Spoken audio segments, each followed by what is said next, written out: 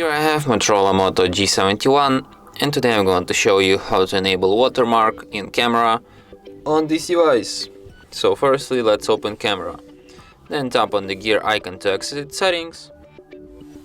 Wow. Oh, okay.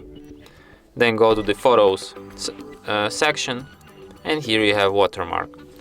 You can enable timestamp watermark and also device watermark.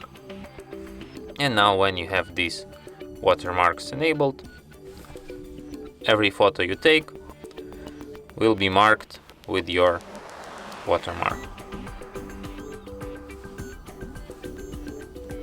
So yeah, and that's it. Thanks for watching. If you find this tutorial useful, don't forget to hit that like button and subscribe to our channel.